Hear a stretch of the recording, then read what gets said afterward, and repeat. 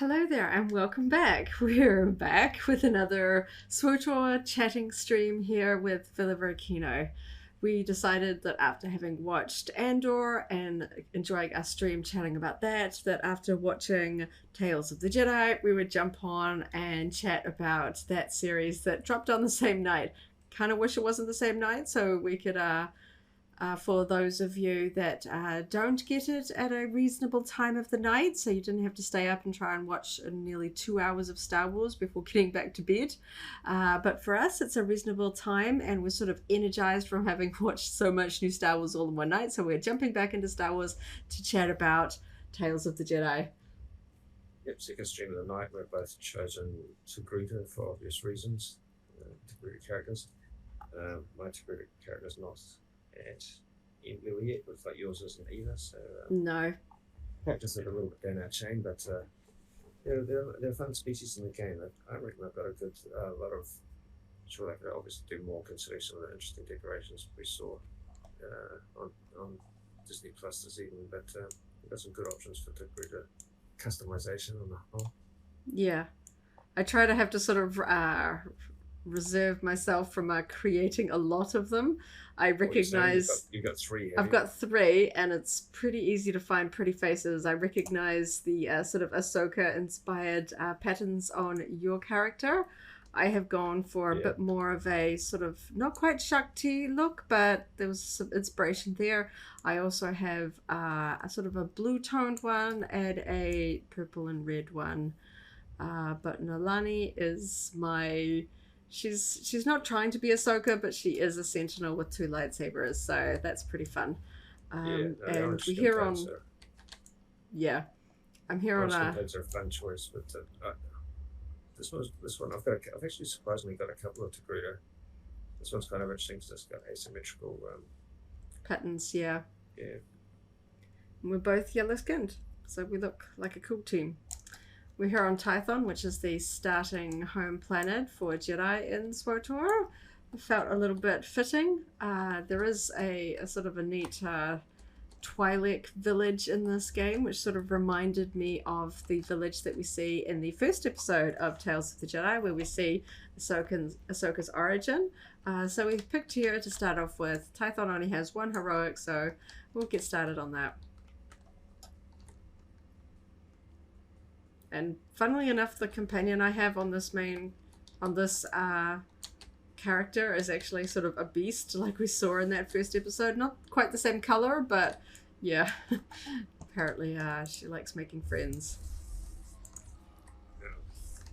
This planet is the starting planet for the Jedi in this game, even though this is classed as a heroic, which means it was originally designed to require teams of people. That's pretty low level, so you'll see that.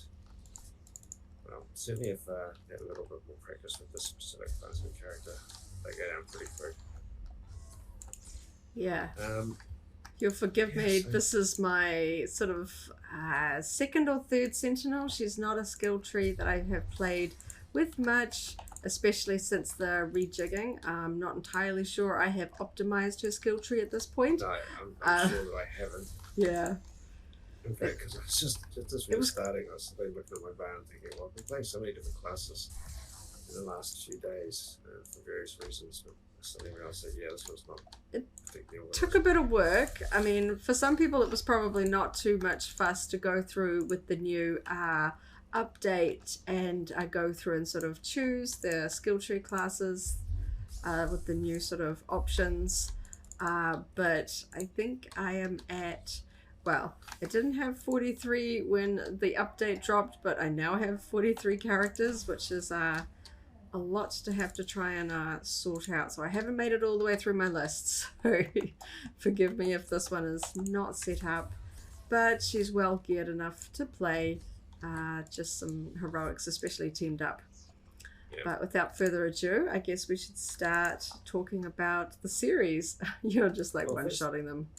Yeah. The first thing that struck me was how much it overlapped with existing material. I didn't realise it was going to be... I thought a lot of it was going to be prior to the prequel trilogy, to be honest.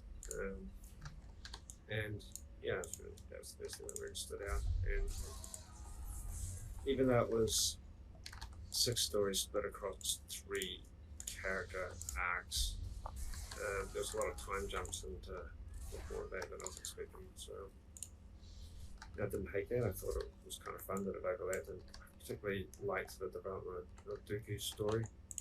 Yeah. Yeah. In some ways, I felt like there was a lot more because we already know Ahsoka's story so well. These stories were just sort of snapshots. Like really development of the arc in great detail. But Dooku, even though we know the essence of the story, it was really quite interesting to see how active he was. That in the Jedi Order, didn't really stop thinking of it before. That he was active in the Jedi Order during the time of Episode 1. Yeah. When we think about it,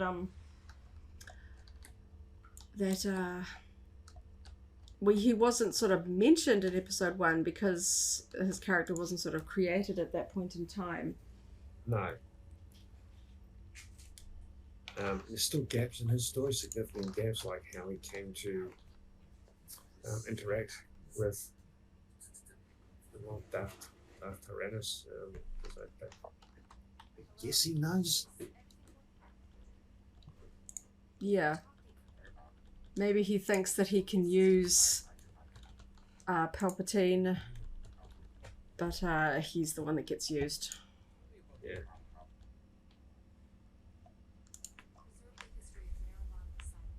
Okay, let's get through this one fairly quickly. Yep. Sorry, if we just wait here, I've just got to go off just for a split second.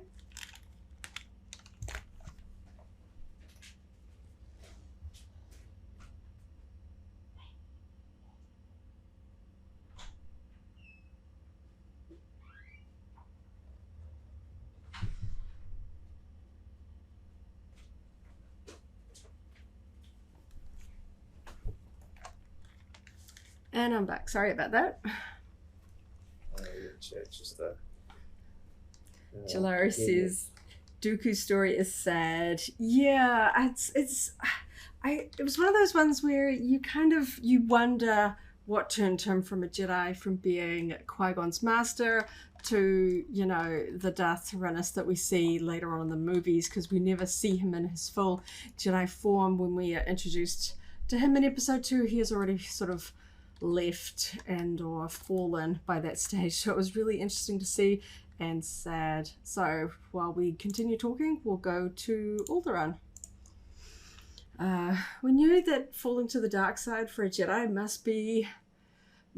would be a sad story. Certainly we see the sadness and emotion in Ahsoka's story as told through, the various forms of media. Even though she doesn't fall to the dark side, the decision to leave the Jedi is obviously a very sad one. But the way that, the sort of the beats. I thought the voice acting for Dooku was really good. Obviously, the great Christopher Lee is no longer with us, but I think it was Corey Burton in the credits. I didn't take all the notes from the things. I'll have to go back and double check to see who that was. But I thought the voice acting in this series was really good. It wasn't overly busy. It was kind of a quiet, more measured story. We'll go do Proof of Treason. It was kind of like a slower measured, because it wasn't action packed. It was supposed to like where they're sort of trying to tell a full story. We're sort of getting these quieter moments in that. So there wasn't a lot of dialogue in some of the episodes, but I thought the voice acting was particularly strong. And Liam Neeson, of course, even though Qui-Gon's appearance in Out was fairly brief, though, so and just have Liam Neeson. And Ian McDiarmid as Palpatine there. Of course, those scenes, he must still just be Senator Palpatine. It's just kind of, you think that, of course, he's, he doesn't just sort of wake up in the middle of Episode 2 and decide to be a Sith. But it was kind of fun to see. We know that he is a master manipulator. We know that there has kind of been this plan to instigate the Clone Wars, stretching back more than 10 years because of the whole thing with the Clone Order from but I thought that starting out with Dooku deleting Kamino from the archives using Master Cypher D as a sort of access code into the Jedi archives, that was kind of a fun way to kick it off. It was sort of setting the tone for that particular episode, that we could already see that he's doing things that he really shouldn't be as a Jedi, that he's already he didn't sort of leave the Jedi and then just sort of get discovered by the Sith, that it was a sort of a slow, gradual thing, and he is helping Palpatine quite solidly at this point. Although not quite an apprentice, but is shortly thereafter sort of committed when he Jalari says, also fun to learn that Qui-Gon was born on Coruscant. Yeah, I thought that was neat. Obviously, with sort of the Disney sort of reset, any sort of little tidbits of information outside of the movies was sort of up for retelling. So I guess I don't know how much of Qui-Gon's backstory was established in the books and or comics, but we certainly got that little bit there. I thought that was really fun. We will go to special delivery. I thought that moment seeing Dooku at the sort of Jedi temple, knowing that Qui-Gon had been killed, was really sad. Yeah. His path to the dark side wasn't a straight line. It was an accumulation of a lot of observations and events. I mean, and it's interesting the way they kind of talk. They almost justify people that are suspicious of the Jedi and the role in the Senate and the imperfection of the system. And that note that Yaddle sort of admitted that she stood down. Yeah, that she stood down off the council because she could see that there were issues. Yeah, I think. Yeah, that's definitely interesting. We know that by the time of sort of episode 2 and episode 3, certainly Palpatine is exerting a lot of influence on the Jedi Council. But interesting that that there are certain Jedi that still not happy with the way things are going, even up until that point. I wonder on that note. I mean, under ideal circumstances, in a galaxy of peace, then the role of the Jedi as ambassadors and diplomats and stuff kind of, it's more straightforward. But when things are complex, when it becomes so many more shades of grey in terms of leadership and the role of Jedi simultaneously becomes more complicated. Yeah, well, I think that was one of the intriguing things, is we know Dooku doesn't have the sort of straightforward, pure view of the Jedi. So it was going to be interesting to see his sort of elements, his story, his perspective, the way that he was going to, I was really curious to see how they were going to play out his part of the story on the planet with the senator's kidnapped son. And we saw what his approach were. Yeah, I mean, his approach was bordering on dark side at that point, but his motives were still. He wanted justice. Yeah. Not necessarily for the kidnapped child, but for the people. That's what he saw the injustice was for the people, not the kidnapping. Yeah, so that's kind of what I mean. If you live in a world, a galaxy where that is happening, then it becomes a little bit more complex working out the best path to achieve that. I get the feeling there's going to be a lot to sort of digest and take away from this series. I have to say I've found the Dooku Qui-Gon stories more compelling than Ahsoka's, but I think that's just because there wasn't as much that they could give us for the Ahsoka story. No. So much of her story is already known. Yeah. Of the Ahsoka story, the thing that was the most fun was the potential. It's been a while since I read the Ahsoka novel, to be honest, but the extent to which it overlapped. Yeah. With the essence of that. direct detail. Yeah, getting a little bit of the sort of the glimpse of her life trying to disappear, the way that we know is kind of the Jedi thing. Certainly after Order 66 and all that, they sort of had to go into hiding. You know, Obi-Wan and Yoda do it a little bit better. They disappear off the map. But I thought the design of the Inquisitor was really fun. Makes me wonder if they have already started designing some elements for the Acolyte series. Yeah, that could be it. That could be it. Whether there is like they're sort of setting some elements up there. Yeah. I don't know. Well, I'm sure what it's quite a bit of a deviation from some of the other Inquisitors. Yes. It kind of reminded me very much of SWTOR. I'm sure there's some gear in the game that looks like that. Yes, can't think of it off the with that sort of beak-like appearance. Yeah, I was like, man, that looks like gear in the game, and I really like the cloak with the sort of Imperial symbol on it. Jalari says, feels similar to Anakin in that way of events deciding his inevitable fate. Yeah, I guess that was sort of gonna, because we know Dooku falls to the dark side, that we could sort of see these sad moments sort of in his sort of lead up to that fate. But I think because we met Dooku as a villain, never sort of got that sort of like tragedy aspect to it. We know he was a Jedi, but we didn't see that. We never sort of got that vibe from him. So it was sort of interesting, really sort of sympathizing with him, you know, getting to see what he was like as a Jedi and his relationship with Qui-Gon. I still love Qui-Gon. I really wish we got sort of more content with him. Perhaps this is a start. I particularly hope that if the series is well received, gets lots of views on Disney Plus, they will order more. I felt like the title was definitely designed to leave it open to subsequent tales, because the description of it on Disney Plus says tales built around Jedi from the prequel era will feature Ahsoka Tano, Count Dooku, and others. Now, one of the other little things that we got as a little snippet was in Ahsoka's training when the Jedi are watching her. We see a very young Caleb Dune that is in the future known as Kanan Jarrus. I thought that was really fun, little Easter egg in there. Yeah, I thought that was really fun.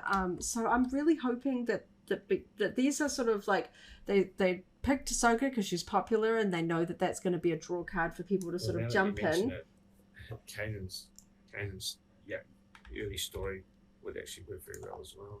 Yeah, because we get a glimpse of it in the Bad Batch right at the start, and we get obviously glimpses of it through sort of Kanan's story in Rebels. We don't get every detail. I think his would be perfect. We know that, you know, they've already got a well-established actor that would, you know, probably be more than happy to come back and do some more telling of the story. Let's go to Survivors as we keep talking. I love that they've kept the same Clone Wars animation. I think that, you know, the sort of the season 7 Clone Wars. I think that it's so used to it. This just feels like more. It feels like Clone Wars content. It's got a different name.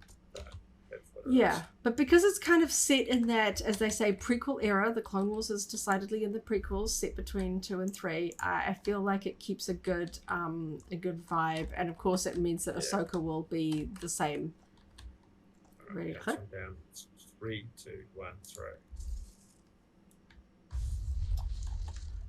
But I think that bodes well because they've tried experimenting with some different styles, and I feel like ultimately fans are they like the Clone Wars style. They feel like Star Wars animation, like it's sort of like, you know, if it ain't broke, don't fix it. The Clone Wars style is very popular, so they may as well stick with it. It evolved a little bit over time. It did mature over time. Yeah, well, I think basically in terms of it comes down to budget. You know, the more successful a show is, the more time and resources they can do to the detail. So you know, the essence of the animation style is still there. Yeah. And it feels comfortable. It feels nice. Yeah. So in the first episode, we see sort of Ahsoka's very, very early beginnings with sort of her arrival to her family, and the way in which they sort of discern that she has a connection to the Force during a sort of fateful hunting trip when she is just beyond. I will click this. Yep. Council as well. 3, 2, 1. Quick. So when she's past a year old, the like the panda versions of Lothcats, they were so cute that the older Togruta woman had. I thought those were really cute. Because Ahsoka has a connection to animals. I felt like that was a good sort of storytelling element. She is obviously closely associated to the Convor Morai, the sort of owl-like bird. She rides a white wolf in Rebels. At one point a bird lands on the roof of her hut. I can't remember if that was soon after she was sort of born. Yeah. So I think it was cute that her sort of her origin story sort of involved her sort of communicating with a creature in a way that wasn't exactly sort of natural for a child of her age to be able to do, where she sort of subdues the large sort of saber-toothed tiger-like creature. Yeah. And then basically escorts herself back to town on its back. I always find it a bit sad. I know from a personal perspective, I'm never one for seeing animals killed or depicted being killed on screen. It's not something I particularly am fond of. But I understood it in this instance, even though I'm not particularly fond of it. Particularly in Star Wars, I've seen people remark that creatures in Star Wars just don't seem to get a good deal. They often get killed, or we saw it referenced to a Kaibuk, which is a creature in SWTOR, which you can ride. One of my main characters actually has it as a mount, so I can not imagine killing them because I think they're cute. I was like, it's an interesting sort of take, because it almost felt a little bit like we were getting the reverse aspect of Bambi's mom. You know, the deer being killed in the forest. I thought, oh, you could take it quite a different way, but yeah, I understood the scene. And thankfully both Ahsoka and her family make it out of the story alive, though obviously she is not long for that village. Doesn't stay with family. No. And I guess they didn't overlap it with Plo Koon, because that is, we see that in other cartoon forms. So I think that the point of this one was to sort of fill gaps, scenes that we haven't seen. I thought it was interesting that they gave Ahsoka sort of a new outfit for her training montage. Perhaps they felt like modern sensibilities about depicting underage characters in scantily clad way. Her first season attire is probably quite revealing considering she is underage. And I think they wanted to avoid that, so I think they came up with a reasonable sort of middle ground there. I can still tell what era. Yeah. The story arc is related to. It sort of felt like workout clothes, you know, because she's training, and then later on we see her in her classic gear as seen in the show, when they're sort of solidly in the Clone Wars, and she's sort of training on location, continuing up. And then it was very poignant the way it connected through to Clone Wars Season 7. It makes me want to go back and watch her episodes in that season to see how that final scene connected up. Obviously, yeah, it's been a while. all of her once, basically. all of her practice to basically avoid clone trooper fire is obviously very sadly put to the test. which isn't seen. So anybody that hasn't seen Clone Wars Season 7 will find that scene, I think, perhaps a bit confusing. But then I think this series is designed for people that have watched it.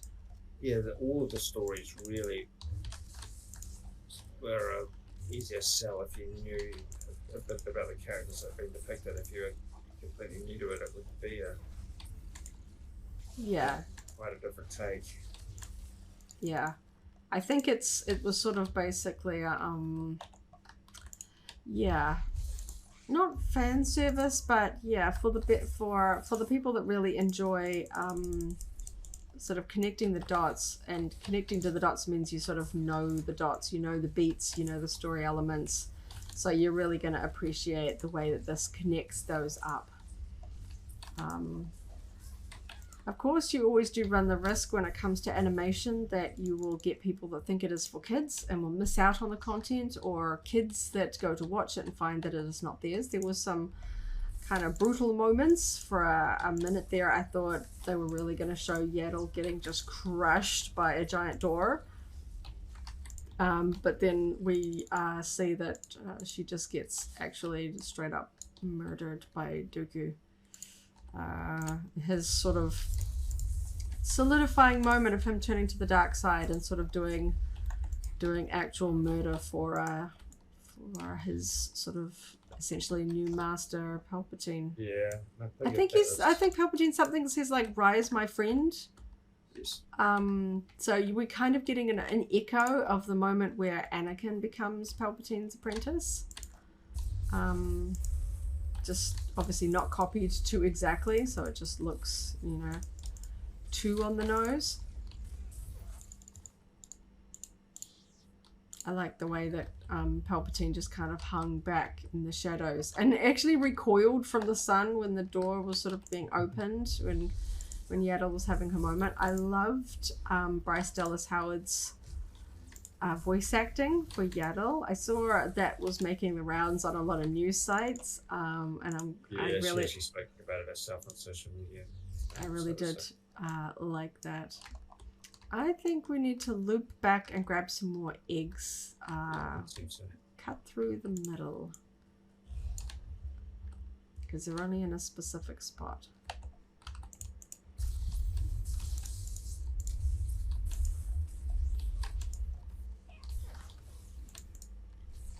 Do you have a favorite episode so far? To be honest, I was kind of watching them just as a story. Continuous. Necessarily committing,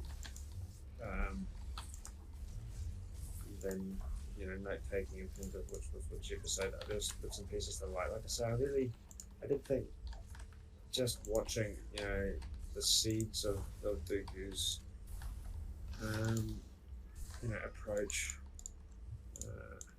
that he was willing to cross the line to achieve what he saw as noble goals, and then ultimately, Palpatine pushed him. It was a hard line that he crossed. Oh, because she seemed like a friend. They were sort of talking through all these episodes, and they were confiding in each other. She understood his viewpoint to the point where she, actually quit the Jedi Council, and then, because he had, I guess, fallen to the dark side at this point. He felt like it had to be done, which I think was really quite sad. Chilari says, "R.I.P. the cute Kybuck." Yes. Yeah. I liked having Bail Organa in there. It was voiced by Willow Mayo, I think. Yeah. I suspect just that voice, not done a voice for that character. But I like seeing the blockade runner at the end. Yeah. I thought that was fun, kind of putting in those moments that, because obviously, sort of the creation of Ahsoka is after the prequels, and they've done a pretty good job of sort of writing her around all these significant elements. Obviously, she couldn't sort of make her face known, because by the time we have Padme's funeral at the end of episode 3, that's post Order 66. She can't just show her face. But of course she knew Padme. Padme was her friend and Anakin, and I guess she would be feeling all sorts of conflicting emotions there. We know that by the sort of the events later on, and is it Rebels, I think, where she confronts Darth Vader and she sort of finds out that the same as Obi-Wan, that they are in the dark as to Anakin's true fate at this point. So I guess at this point she is believing that Anakin has died. So I guess she would be, yeah, very sad in that moment. And we see that Bail is doing his sort of good Rebel Alliance self and trying to sort of recruit her for the Rebel cause. To which we see her sort of eventually sort of agree at the end, because we know that she does sort of become a rebel spy under the alias of Fulcrum later on. So I think that that was like a neat sort of pulling in, because we know she's obviously tried to sort of go into hiding and just sort of ignore things. Which is kind of understandable considering the trauma that some of these characters go through, like Yoda and Obi-Wan and stuff like that. So, I mean, it's ultimately sort of Anakin's downfall, but it's the people around Anakin that are left to sort of suffer. No, you know, especially Padme. But overall, I was cautiously optimistic about how much I would enjoy this show, because I wasn't sure if it was just going to be sort of like how much substance it would actually have. Yeah, or how much would it feel like they're just trying to get around the fact that they can't make Clone Wars anymore because they've kind of exhausted all the storyline potential there, and just sort of like, okay, let's just keep sort of eking out a few stories because that makes money. And you know, how much would I enjoy it? Would it just sort of feel I don't know if the word's contrived, but yeah, I did enjoy it. It gave me more surprising and heartfelt moments than I was actually really expecting. Is this clickable? Oh, okay. Collecting herbicide barrels. Yes. Let's go off to the left here because I can see one behind this mob. This one's got a long bonus, so it'll keep us occupied while we talk. I did think it was a kind of an interesting choice. Obviously, they were telling, I believe that the 3 stories, Dooku and Ahsoka's 3 chapters, were told sequentially, so we sort of saw a progression. So everything fit. Yeah. Yeah, chronological order. It was a little bit of a slow start, I have to be honest, with the Ahsoka story. It was kind of like predictable, but then at the same point, kind of necessary, I think. Though I feel like perhaps they could put something else in there. Like, I kind of wanted to see her sort of getting picked up by the Jedi. But yeah, it was a sweet tale. I kind of want to know more about... Those barrels, just as a side note, they only count for one of us. Ah, okay. So we're going to find multiples of them. They don't respawn. Oh, we can't. Yeah, okay. Once you click on it, it disappears. So you've got 3. Well, yeah, but they will respawn because this is open world. They'll respawn, but yeah, but yes. We can't both access them. Yeah. Okay.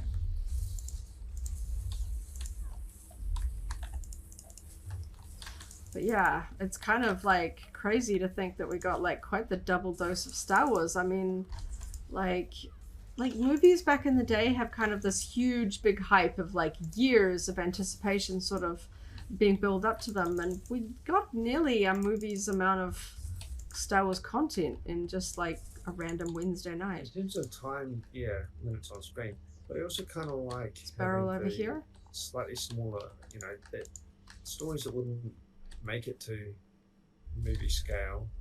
Yeah. I enjoy seeing them, you know, visually.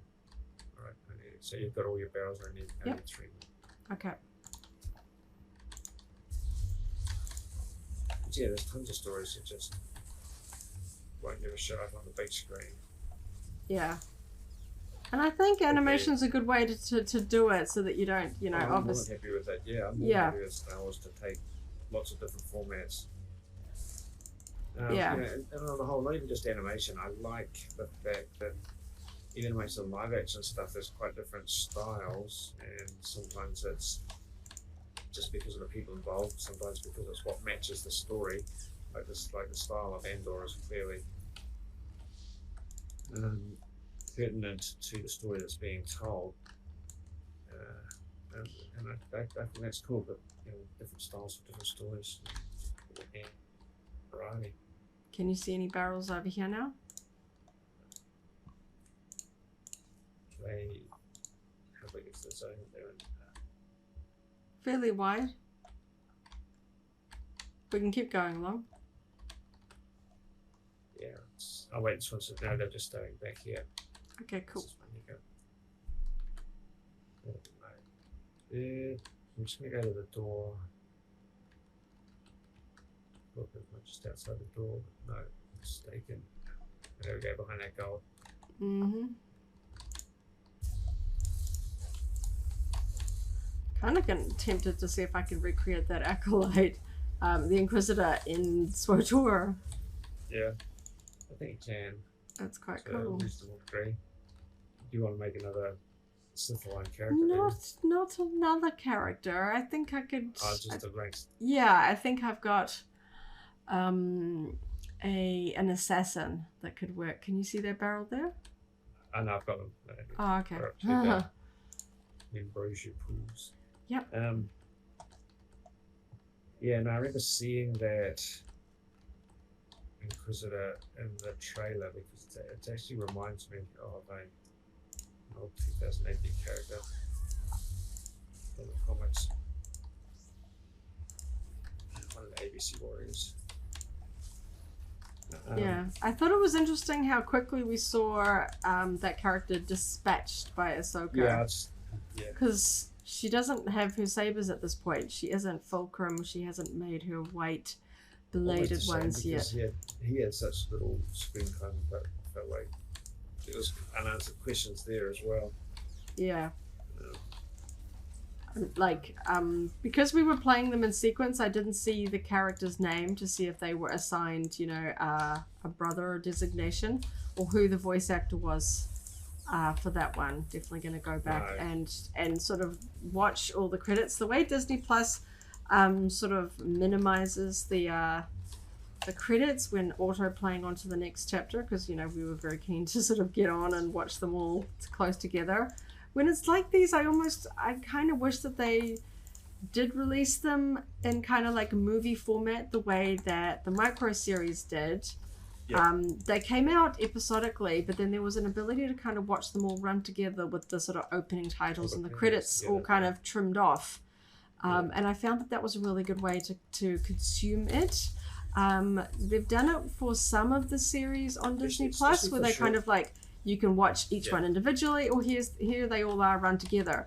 Because of the way that the Disney Plus kind of cuts off near the end very quickly to autoplay, it's not the most intuitive system just yet.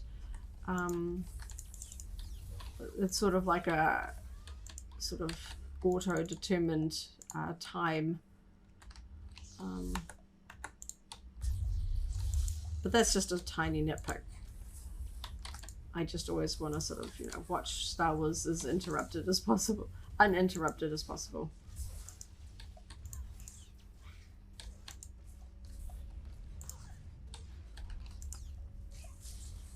Lots of little sort of moments that I think are going to be those sort of food for thought type ones where I'm going to be thinking about it, and I'm sure there's going to be a lot of internet discussion about the details. Certainly, for those of us with not sort of encyclopedic knowledge, it's going to be those ones where I think we're going to go back and sort of piece together the timelines between, like what happens after this episode, what happens between this one, a little bit, especially considering the huge vastness of Star Wars content these days.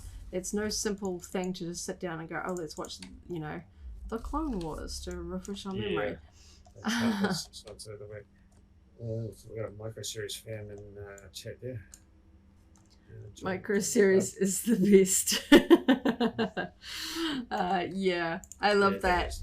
I'm glad it's on Disney Plus so more people can appreciate it. I was always I was always sad when, back when the Dave Filoni series was announced, because I knew that it was basically going to overwrite the Micro series, and I still love it. You can sort of take it as just sort of slightly different version of events for some of them. It is still basically the as far as I'm aware, the sort of the canon storytelling of Palpatine's abduction. It was designed to link up and tell the story of why he's imprisoned at the start of episode 3. Of the time, and even though they're no longer canon, it just makes sense. Like the labyrinth of evil.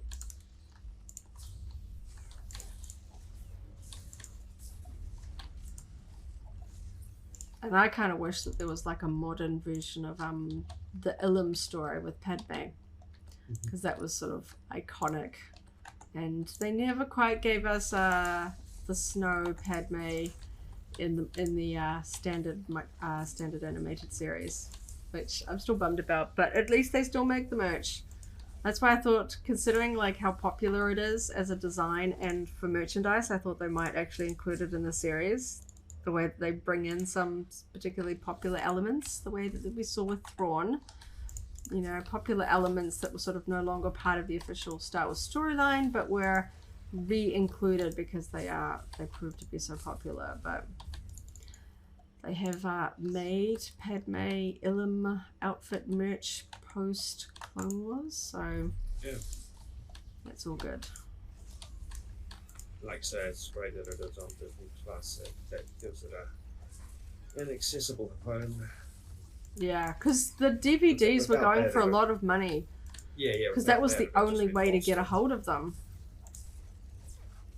Because, I remember when it was on Hyperspace, watching those episodes every week as they released. Oh, the hype. That was like the first sort of weekly Star Wars series, well before Dave Filoni came along. The hype for that was just huge. Getting new Star Wars each week.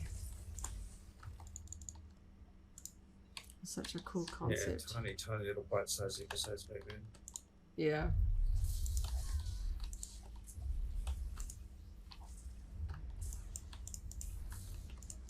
So I'm hoping it'd be interesting to see if we get merch from this series. I know all the characters are established characters, so if you do merch of like Ahsoka, it's just going to look like Ahsoka and whatnot. But I'm like the way that they kind of held off on merch for Visions. It'd be interesting to see if they're sort of just testing the water. What do you think would be good to come out of that? I don't know. Because, there's some that is just already done, clones, Rex. There was that new version of Ahsoka, but also just like a young Qui-Gon. Yeah. I think that would be interesting, or a Jedi version of Dooku. As far as I'm aware, hasn't been rendered in merchandise form. No. Apart from like a fan-made custom or something like that. I like that they included his cape with the sort of iconic chain. I think it translated really well into a Jedi version of his costume. But that would be fun now that there is like a formal version of what he looks like as Jedi. I think that would be interesting, whether we saw it in Black Series or 4-inch scale or even Funko. Funko's often quick off the bat when making these sort of alternate versions. And because they sometimes, they can get away with just doing 1 or 2 characters, but find them to have larger sets. Because I think the Funko was possibly the fastest one to come out with Visions characters. We saw Ronan and his droid as like a larger set, and then we saw, is it Am and Kar, the twins? Yeah. In Funko form as well. So I would dig it if they did some Funkos from this season. And let's hoping that we hear about a potential season 2 not too off in the distance. Because I'm definitely down for more. I mean, who knows? Maybe they always planned it for it to be a one-off, or they planned for it to be more, and they just want to sort of have an out in case it's like I think the bombed. animation crew it feels like the people involved in Clone Wars just can't stop. So if you give them green light, they will just run with it. So, yeah, well, this format still gives them the flexibility to do Clone Wars era stories, but broaden it out to the wider prequel. So repetitive. Yeah. So we're getting, you know, episode 1 and episode 2. And there's a ton of Jedi that they can show stories of, and the way that they would interact with others. Because I still want more storytelling. Like, I'm still bitter that they turned Barriss to the dark side. I think that I was never particularly happy with the way that they did that. I think that they could have picked a different character, created a character. I know a lot of fans that were big Barriss fans that were quite upset with that. But perhaps they could give us more backstory to explain that perhaps a little better, because it felt like it came out of left field. And of course, Shakti and Ayla Secura. You know, there's lots of prequel Jedi I think Caleb that barely get lines in the movies that I think would be interesting to flesh them out. And they'd overlap stories with like Mace Windu and Obi-Wan, and you know, because a lot of them are on the council. Yeah, people that appeared in this one. I mean, even Jocasta Nu. I don't know what they might do to make that interesting, but she had a role there. Yeah, yeah. And the teacher dude. What, sorry? The guy that was training Ahsoka in the earlier episode. Oh, yes. I want to say something like Stanuba. Yeah. I know the one you're talking about. The one that has their lightsaber and the cane. Yeah. Yeah. They're quite cool. Okay. This one, yep.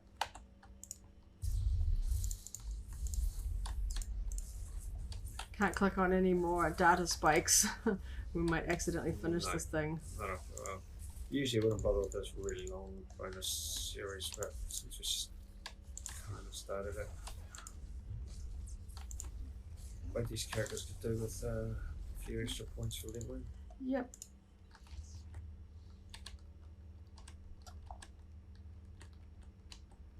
So it'll be interesting to see if people I think it was kind of fun. You can set up big, long, epic watch lists.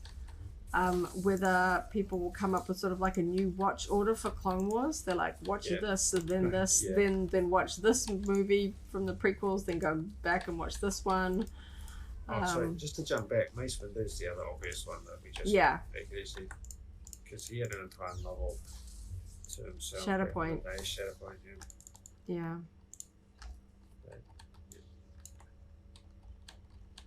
Yeah, easy for the ones that they have an established voice actor for, but we saw in the example of Yaddle that even like a character, like, because you know, all of these sort of named Jedi characters, just about every Star Wars character, you give it long enough and they kind of get legendary status, you know, like the Cantina aliens and all that kind of stuff, and the random people in the background of Jabba's palace and that get their own stories. So there's tons of Jedi that are sort of featured prominently. The fans really like that. You know, they're sort of on the Jedi Council, so they're like, they must be like important and done cool stuff, but we don't know anything about them because they were essentially background extras. So those scenes, yeah, and between, I mean, just for the fact that episode 1 was filmed in England and then episode 2 and 3 were filmed in Australia, they kind of just ended up recasting the Jedi Council. Between those two films, so a lot of the characters just kind of mysteriously vanish and are replaced by different characters. Well, sometimes it's the same species. yeah. Adi Gallia and Depa Billaba just kind of, they look very similar, but because it was technically a different actress, they kind of, changed it up. So it'd be interesting they could go through and create stories for all of these characters. Obviously, to launch a successful series, they're going to start off with popular ones. You know, we don't need to I mean, heck, they could even go back and do, because there was a whole young adult novel series about Qui-Gon and Obi-Wan when Obi-Wan was sort of a Padawan prior to Phantom Menace. They could go back and actually depict him. They've got a very competent voice actor for Obi-Wan, James Arnold Taylor, that sort of is he's always very keen to voice Obi-Wan. I think he's very fond of the character. I think he does a great job sort of not doing an exact mimic of Ewan McGregor's voice, but I think I think he'd do a really good young Obi-Wan, because there are stories in there, because if you've read those books, you know about the concept of Siri and Qui-Gon and Tal, that there are lots of stories in those novels that don't track anymore, just because of the way I think that's possible. I think they would want to balance it out between some major-ish characters and some secondary or tertiary characters. I mean, secondary characters like Mace Windu and Kanan, but yeah, if they go all the way down to tertiary characters, then people will lose interest. They'll definitely want some of the bigger ones in there to carry it through. So. Yeah, because Yaddle didn't get her own story. She was kind of in there, so you could sort of pair ones together, like Luminara and Barasofi are master and apprentice. We could get ones where they are sort of younger. We got a little bit of them together in the micro series on Ilum, where we see sort of, I believe it's Barasofi sort of building a lightsaber, where it's like that sort of the thing where it's like the crystal is the heart of the blade and moments like that, which I always really liked. I think that would be sort of fun as a way to sort of team it up. I think that could happen. And the other one that just springs to mind is County Mundi actually had a comic series. He had a 4-issue comic series that came out before episode 1. Oh wow, that goes back. Prelude to the Jedi or something. Yeah. So. And he was in the series. They did depict him during the funeral for the Mary Ellen Jedi Master. I thought that was interesting, the moment where it was basically where Dooku finds out that he didn't get the now vacant spot on the council because he didn't exactly go by the book, and Mace Windu did. He looks really mad at that point because he was the one that was pushing to find out why she was murdered, and he sort of felt vindicated, I guess, by finding out that it wasn't just an accident or wasn't some sort of outside attacker, that it was a conspiracy. And that it was his sort of like, I don't know, him sort of pushing to find out the truth that sort of uncovered it, and then he's just sort of like, oh, I didn't get the promotion and I did all the work. Possibly he sort of saw that, I think that's part of his disillusionment with the council. Oh, well, so he's left without power, he's left without the capacity to help affect the change that he that he sees the Jedi Council needs. Exactly, so that prompts him to seek other avenues. Yeah, which ultimately, I mean, it'll elaborate this. Yeah, which makes me wonder, like they could do a second series of just telling more Dooku and Ahsoka stories, because there's so much of Dooku to tell. Like, you know, how does he meet Palpatine?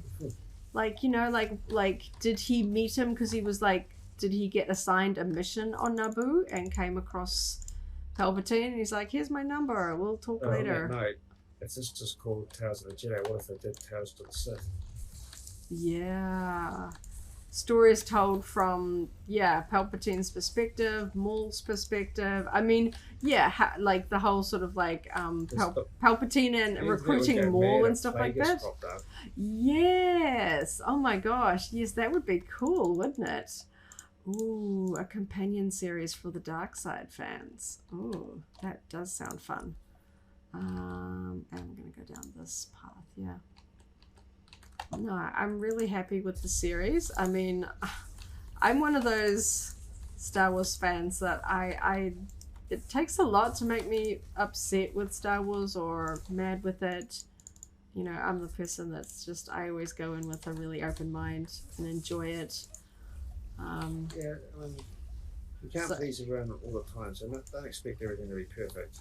But even if it's imperfect, take from it what you enjoy.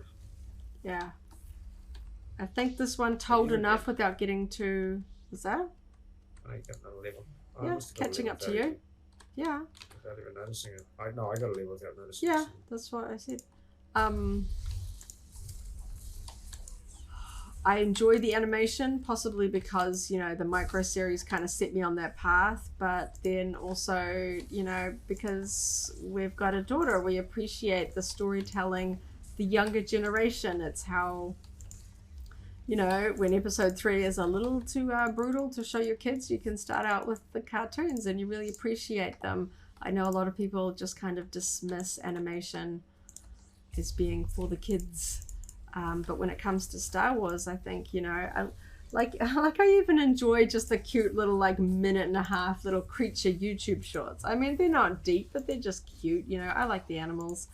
You know, that they're out there trying to find ways to introduce fans of all ages to the concept of Star Wars and stuff like that, especially since there is such a large Star Wars element at the parks, and, you know, they're adding it to the cruise lines and things like that. You gotta have some sort of family-friendly elements so that the kids know what on earth it is that you're looking at. So I think there are some darker moments in this. I don't think it's going to be the sort of thing that is going to be, you know, for the kids straight away. I think they will just... Yeah. You need to be at a certain age to sort of understand what's going on and yeah. the big who's here and appreciate why they're telling that story in that way. Yeah. I thought it was interesting that each one sort of had like what were the sort of titles? Let me see if I can bring this up. Life and Death, Justice, Choices, the Sith Lord, Practice Makes Perfect, and Resolve. So each of them is kind of like an attribute or something, and then you've just sort of got the Sith Lord, which is kind of just a little bit random in the middle there. But I think it does, the titles do fit.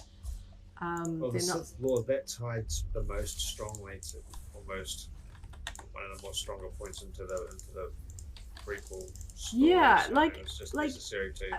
when I saw the title, I don't know why I didn't twig that, of course, if it's talking about Dooku, I don't know if my brain was thinking like just Palpatine, because he would be the one that I would think of, and I'm like, of course it's Maul.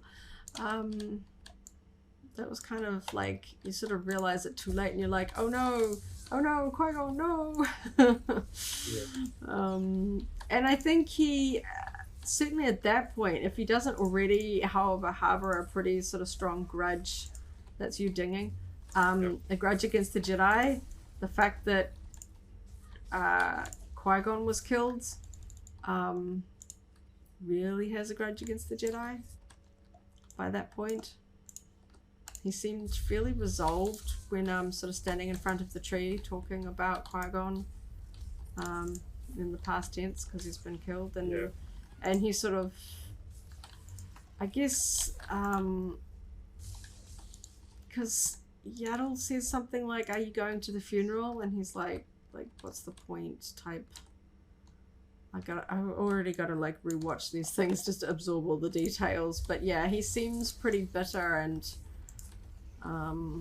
he knows, he's like, it's one with the Force, like he's kind of like almost cynically sort of talking like the Jedi code, like, you know, you don't mourn them, like Yoda's thing, you know, like somebody passes into the Force, you don't mourn them, it's part of life.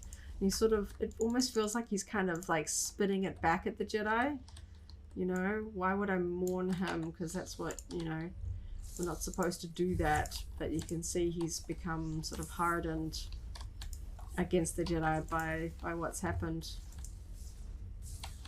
And I don't know why it didn't occur to me that he was still around, alive, and part of the Jedi Order when Qui-Gon dies. I guess because we just don't see him ever mentioned in episode 1. But no, it's sort of like... we didn't know enough of his backstory, we didn't know how, you know, but what... I guess I thought maybe he had sort of fallen to the dark side and left the Jedi before then. Yeah, basically. But I think it's quite tragic doing it this way around, that it's kind of Qui-Gon's death as part of how he completely falls to the dark side. Yeah, this one's a little bit twisty. Well, the main thing that slows this one down is you can't mount it. Yeah. Good. You can't. speed run every few seconds. If you have speedy run, I do not.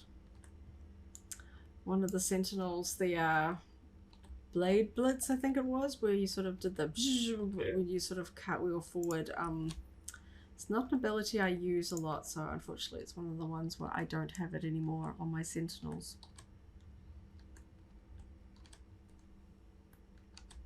There were some moments of animation in this that almost, for a moment, just sort of look like you're watching either really good sort of like motion capture, or actually people walking. There were a couple of moments where...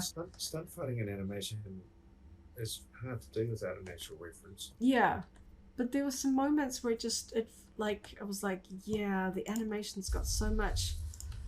has not to say that the first seasons of Clone Wars are like, ugh, but just the detail and the sort of the artistry. There were some beautiful shots. Small moments. There was a moment when Ahsoka had been stunned and she woke up. There was just a few, I don't know, characterizations that appeared very, very lifelike. Where am I heading? This way. Should have brought a shadow like you so I can just stealth through here. I might stealth past the next mob. Oh, that's okay. Well, this will take us an appropriate amount of time to finish, I think. I don't know why the bonus on this one is so much longer compared to other heroics. Yeah, because a lot of it stems from content that wasn't written to be as repeatable as this. Yeah. Not everything that was deemed to be heroic was thought that was going to be used quite the same way back in the old days. That's why some are insanely short as well. Yeah, well, They had to like edit the spawn times in certain areas, and other ones they had to. One of the Coruscant ones, they added in a whole lot of mobs because people were just stealthing through, and it was way too short. And there's not a lot of balance between the planets that different classes can access. When you look at the starting planets, some have 3 or 4, some have 1. This way.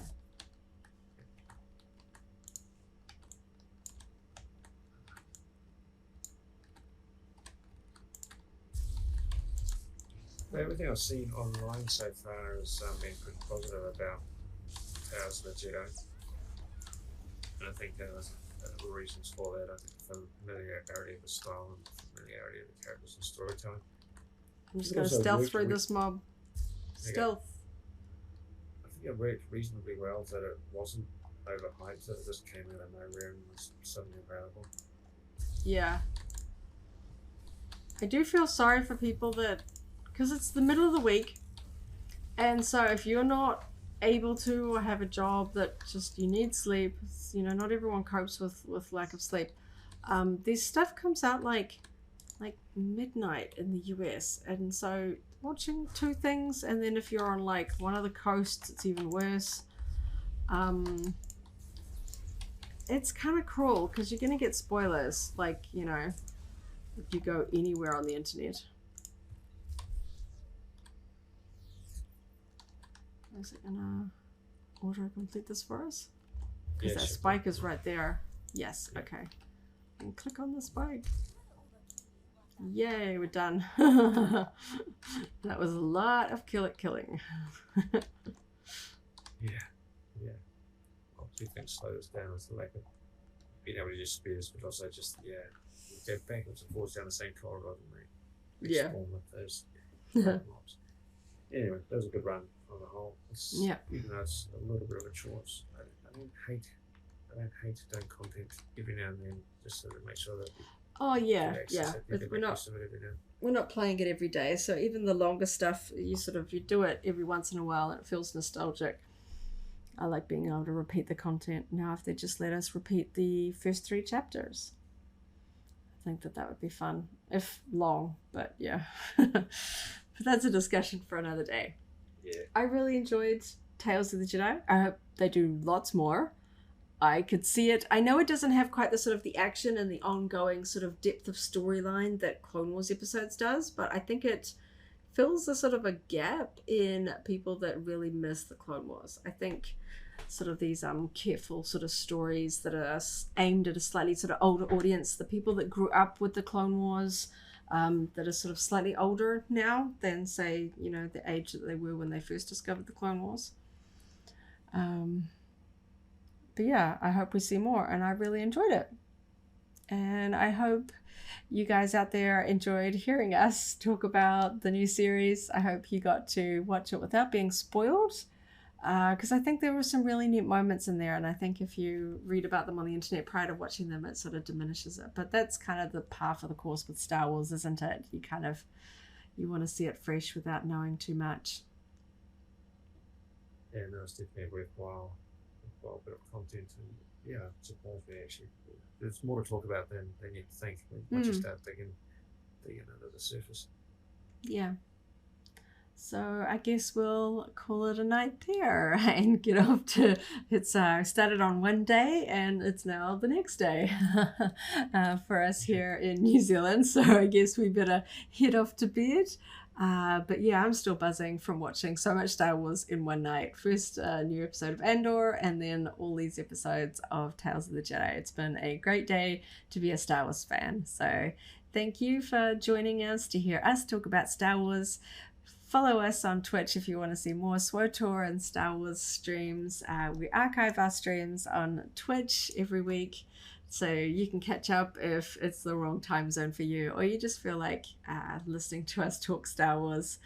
You can find us all on YouTube and blog and social media. So catch you in the next video, and as always, may the Force be with you. Yeah, take it easy, everyone. See you next time. If you enjoyed this video, go ahead and give it a like. Check out our other videos and subscribe for alerts about new uploads. Thanks for watching, and may the Force be with you.